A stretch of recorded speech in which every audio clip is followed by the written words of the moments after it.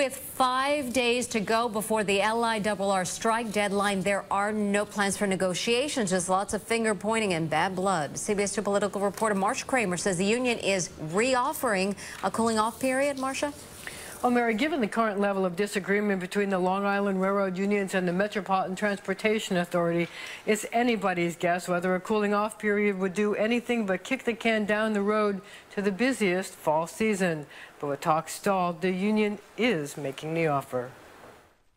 We still have the offer on the table that they have still refused, and that's the cooling off period till September. With a gulf, not a gap, separating the Long Island Railroad unions and the MTA, and the strike deadline of 12:01 Sunday perilously close, union leader Anthony Simon again asking for more time, an offer the MTA scoffs at. We never formally responded to the union's proposal to trap hundreds of thousands of Long Island school children in the traffic nightmare they want to create, MTA spokesman Adam Lisberg told me. The issues remain the same. The MTA demanding that new employees make increased contributions for health and pension benefits, the union saying no. But today, a new argument from the unions claims they also have to protect hundreds of new employees that will be hired by the MTA for its East Side Access project, trains from Long Island going into Grand Central as well as Penn Station.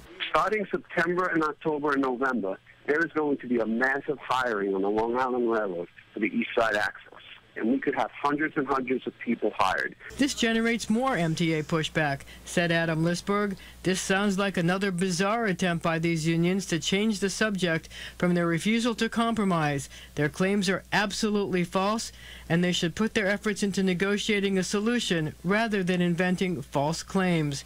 Commuters are worried. So many people depend on this to get to work and for their livelihood, and it's just insane. I'm pessimistic and preparing for the worst and getting ready to drive into the city next week. I'm concerned, very concerned. Well, I commute in to help my daughter. I sit for her, babysit for her, so it's going to make it very difficult for me to commute into the city. Well, another worry for commuters is just how soon the Long Island Railroad would have to start shutting down in the face of a strike.